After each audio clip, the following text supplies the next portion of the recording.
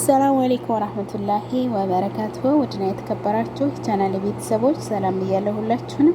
ውድ ሀገሬ ልጆች በያላችሁበት የዓለም ዳርቻ ሰላማችሁ ብዝት ትርፍ እንድልኝ የዘወትር ምኞቴ ነው። ለዚህ ቻናል አዲስ ከሆናችሁ ደግሞ ላይክ፣ ሸር፣ ሰብስክራይብ እያደረጋችሁ አበረታቱኝ። ዛሬ ደግሞ ለየት ባለ በአዲስ ርዕስ መጥቻለሁ። እሱም ምንድነው?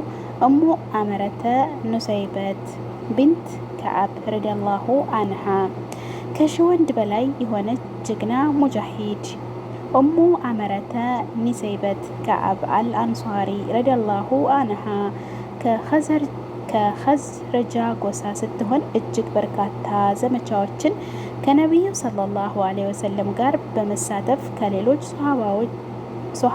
ከሌሎች ሶሃባዎች ትለያለች። በ13 ዓመተ ሂጅራ ነበር ይችን ዓለም ተጠቅማባት ወደ አኼራ የሄደችው። የዘር ሐረጓ እሙ አመረተ ኑሰይበት ቢንት ከዓብ ኢብኑል አማር ኢብኑል አዋፍ ኢብኑል ሙዘል ኢብኑል አማር ኢብኑል ገነም ኢብኑል መዘን ኢብኑል ነጃር ጎሳዋ ወየርአብ ቀቢላ ከኢስላም በፊት ይኖሩበት የነበረው በኒ ኸዝረጃ ጎሳ ሲሆን በዝርዝር ስናስቀድመው የነቢዩ ሰለላሁ ዐለይሂ ወሰለም አያት ይኖሩበት የአብዱላህ ሙጠሊብ የእናቱ ወንድሞች ጎሳ በኒ ነጃር ውስጥ ነው ያደገችው። አባቷ ከዓብ ኢብኑል አማር ኢብኑል አዋፍ ሙስሊም ሆነው ይሞቱ ወይም አይሙት እንዲሁ እናቷ አልራባብ ቢንት አብደላህ ቢን ሀቢብ ቢን አብዱል ሀሪስተ ቢን ገደብ ቢን ጁሽም ከዘርጃ ጎሳ የሆነችው ሰለማ ትሙት አትሙት ውዝግብ አለበት። ከፊል የታሪክ ጸሐፍቶች እናቷ መስለሟን ከዛም አልፎ በኡሁድ ዘመቻ ላይ መሳተፏን እንዲሁም ልጄን ኑሰይበትን በጦርነቱ በቆሰለች ጊዜ ማስታመምን ጨምሮ ያረጋግጣሉ። ስለዚህ እናቷ ሙስሊም ነበረች የሚለው መረጃ የተሻለ ነው። ለኡሙ አማራህ አብደላህ የተባለው ወንድም ሲኖራት ይህ ወንድሟ በዛ ጭንቅ ወቅት እስልምናን ተቀብለው በሁሉም ዘመቻዎች ከነቢዩ ሰለላሁ ዐለይሂ ወሰለም ጎን ሆነው ከተሳተፉት ሶሃባዎች አንዱ ነው። በ30 ዓመተ ሂጅራ በኡስማን ኢብኑል አፋን ረዲየላሁ አንሁ ዘመን ሞተ።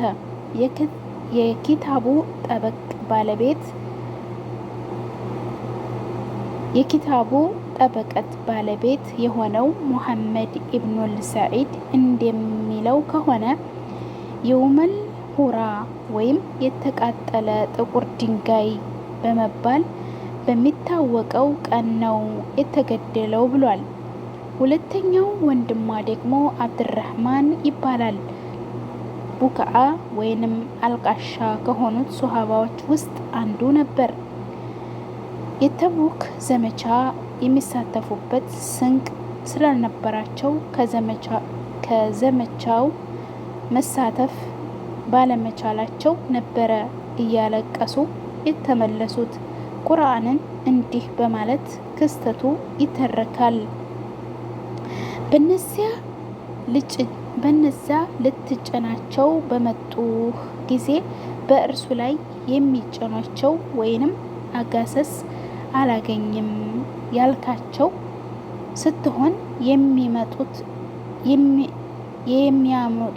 የሚያወጡት ገንዘብ ባለማግኘታቸው ለዘመናቸው አይኖቻቸው እንባ እየፈሰሱ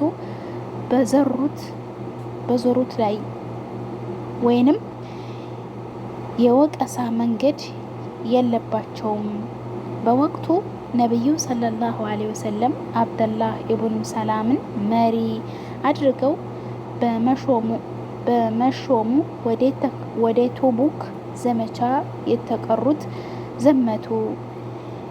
የነሰይበት ወንድም አብድራህማን በዑመር ኸሊፋነት መጨረሻ ዘመን ላይ ከዚህ ዓለም በሞት ተለይቷል ረዲየላሁ አንሁ። ቤተሰቦቿ ኡሙ አመረተህ ከኢስላም በፊት የአንሷር ጎሳ የሆነውን ዘይድ ኢብኑ አሲምን አገባች። ዘይድ በበድርና በኡሁድ ዘመቻ እንዲሁም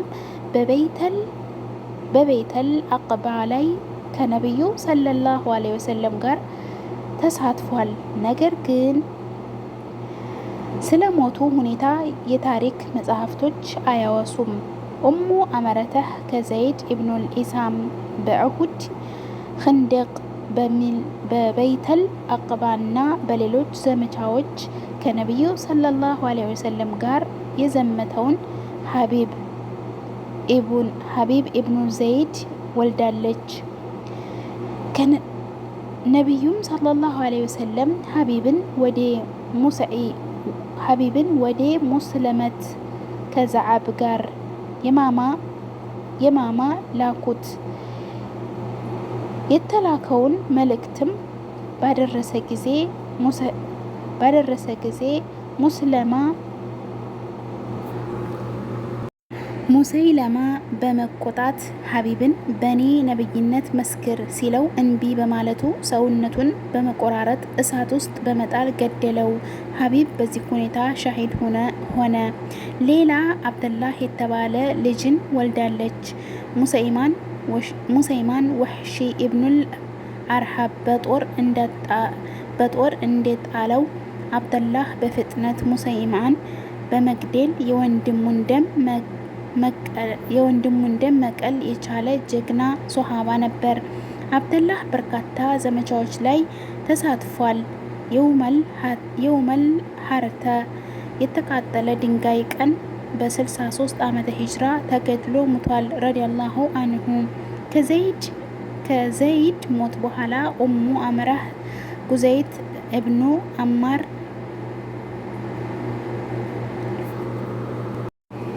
አልአንሷሪ አገባች። ጉዘይት በአቅባ ቃል ኪዳንና በኡሁድ ዘመቻ ተዳፍተዋል። የሱርቃ ኢብኑል ዑመር ወንድም ነው። ከጉዘይት ድምረት የተባለች ልጅ ወልዳለች። ድርመትም ከፈረሶች ጋር በተደረገው ዘመቻ አልጀሰር በተባለ ቦታ ሻሂድ ሆኖ ሞቷል። እንዲሁም ኡሙ አመረት ተሚም የተባለ ሌላ ልጅ ወልዳለች። ነገር ግን ከጉዘይት ይሁን ከዘይድ የወለደችው የታሪክ ምሁራን ዘንድ ልዩነት አለ። ስለ ዘር እና ስለ ቤተሰቦቿ ሁኔታ ከከፊል ከተዘረዘሩ በኋላ ውድ ቤተሰቦች ይቅርታ ወደ ታሪኳ በቀጥታ እናመራለን። ኡሙ አመራህ ከይሰረብ ነዋሪዎች በመጀመሪያ ወደ ኢስላም በመግባት በቀዳሚነት ከሚጠሩ ሱሐባዎች አንዷ ነች። በአይተል አቀባበል በመባል የሚጠራውን ቃል ኪዳን ከነቢዩ ሰለላሁ ዐለይሂ ወሰለም ጋር ካደረጉት 2 ሴቶች ውስጥ አንዷ ነበረች። ነቢዩ ሰለላሁ ዐለይሂ ወሰለም ወደ መዲና በተሰደዱ ጊዜ አማራ ቃላቸው ከጠበቁ ይህ ዲን ኢስላምን በታማኝነት ጥርት አድርገው ካስፋፉ ሰዎች መካከል ነበረች። ኡሙ አመራህ በኡሁድ ዘመቻ ከባለቤቷ ጉዘይት ኢብኑል አማርና ከ2 ልጆቿ ጋር በመሆን ዘማቾቹን በማጥናናት የቆሰሉትን በማከም ተሳትፋለች። ነገር ግን በዚህ ዘመቻ ድል ወደ ሙሽሪኮች በዞረች ጊዜ ነቢዩ ሰለላሁ ዐለይሂ ወሰለም ለመጠበቅ ስትል እሷና ባሏ እንዲሁም ልጆቿ በማስተካከል ሰይፍ ይዛ በጀግንነት ተዋግታለች። በጦርና በቁስለት 13 ቦታ ተመታ ቆስላለች። ነቢዩ ሰለላሁ ዐለይሂ ወሰለም በተግባራቸው በመደሰት በጀነት አላህ አብሯቸው እንዲቀሰቀሳቸው ዱዓ አደረጉላቸው። ነቢዩ ሰለላሁ ዐለይሂ ወሰለም ሶሃባዎቻቸውን በንጋት መጀመሪያ ላይ ቁረይሾችን በኡሁድ ዘመቻ ለመዋጋት ክስተት እንደተገቡ በጠራናቸው ጊዜ ኡሙ አመራህ በዘመቻቸው ለመሳተፍ እጅግ ከመንጋጋቷ ለመውጣት ፈልጋ ነበረ። ነገር ግን በደረሰባት ከፍተኛ ጉዳት በዘመቻው ለመሳተፍ አልቻለች። ሙስሊሞችም ከዘመቻ እንደተመለሱ ነብዩ ወንድሟን አብደላህ ኢብኑል ከዓብ በኡሁድ ዘመቻ የደረሰበትን አደጋ እንዴት እንደሆነች ልከው ነበረ። በመልካም ሁኔታ ላይ እንዳለችና ከህመሟ ማገገሟን በሰሙ ጊዜ ነብዩ በጣም ተደሰቱ። ከዛም ኡሙ አመራህ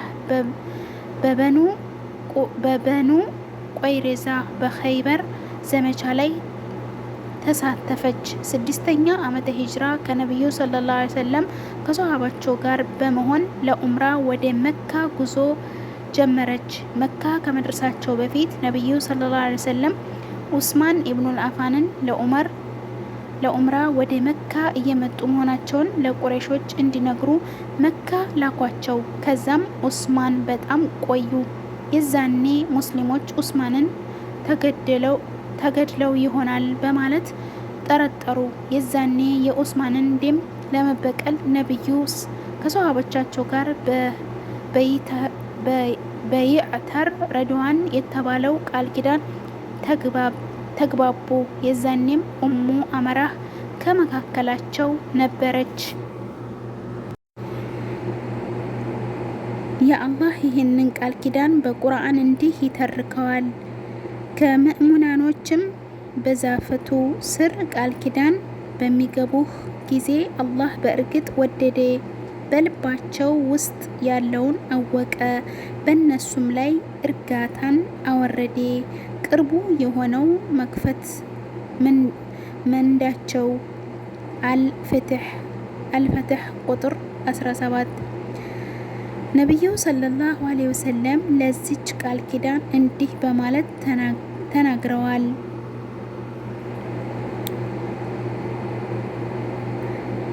ከዛፊቱ ስር ቃል ኪዳን የተጋባ አንድም ሰው እሳት አይገባም። አልበኒ ሲሒህ ብለውታል። ኡስማን ረዲየላሁ አንሁ ከመካ ከተመለሰ በኋላ ነቢዩ ሰለላሁ ዐለይሂ ወሰለም ከመካ ሰዎች ጋር የሁደይቢያ ርቀት ተብሎ የሚጠራውን እርቅ ባደረጉ ጊዜ የሁደይቢያ እርቅ ተብሎ የሚጠራውን እርቅ ባደረጉ ጊዜ ኡሙ አመራህ በወቅቱም ነበረች። በሁለተኛው ዓመት ነብዩ የኡምራ ቀዳ በማውጣትም ጊዜ ከነብዩ ጋር ኡሙ አመራህ ኡምራ አድርጋ ነበር።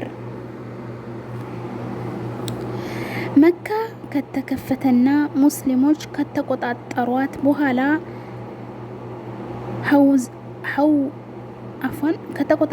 በኋላ ሀውዜኖች ሙስሊሞችን ለመዋጋት መዘጋጀታቸውን ነብዩ ሰሙ። በፍትሑ መካ በተሳተፉት ሙሉ ሰራዊት ሊጋደሏቸው ነብዩ ወሰኑ። የነብዩ ሰለላሁ ዐለይሂ ወሰለም ሰራዊት 10,000 ነበረ። ሁነይን በተባለ ቦታ ሁለቱ ሰራዊት ተገናኘ። ከፍተኛ ፊልሚያ ከተደረገ በኋላ ከሙስሊሞች አብዛኛዎቹ መሸሽ ጀመሩ። የዛኔ ነበረ ጀግናዋ ኡሙ አመራህ ሰይፏን በማንሳት ለሚሸሹት ፊት በመቆም በአንሷሮች ላይ ጮህ ብላ በመናገር እንዲህ አለች። ወዴት ነው የምትመለሱት? ለምንድን ነው የምትሸሹት? በማለት በከፍተኛ ወኔ ተዋጋች። ጥቂቶች ከነብዩ ሰለላሁ ዐለይሂ ወሰለም ጎን በጽናት ሲዋጉ ሲያዩ የተቀሩት ሙስሊሞች ወደ ውጊያው ተመለሱ። ውድ ቤተሰቦች ታሪኩ ረጅም ነው። ኢንሻአላህ ቀጣይ ክፍል ይኖረዋል ብዬ አስባለሁኝ። አጠር ያለ ቀጣውን በሌላ አቀርባለሁኝ። ላይክ፣ ሼር፣ ሰብስክራይብ እያደረጋችሁ አበረታቱኝ። መልካምነት ለራስ ነው፣ አትሰስቱ። እውነት መልካምነት እኔ እንጃ የሚያከስረን ነገር የለም። ስለዚህ አበረታቱኝ እላለሁኝ። እኔ ውድ ቤተሰቦች፣ ሀገሬ ልጆች፣ አላህ ሀገራችንን ሰላም ያርግልን፣ ወጥቶ ከመቅረት ፈጣሪ ይጠብቀን እያልኩኝ እሰናበታችኋለሁኝ። አሰላሙ አለይኩም ወራህመቱላሂ ወበረካቱሁ።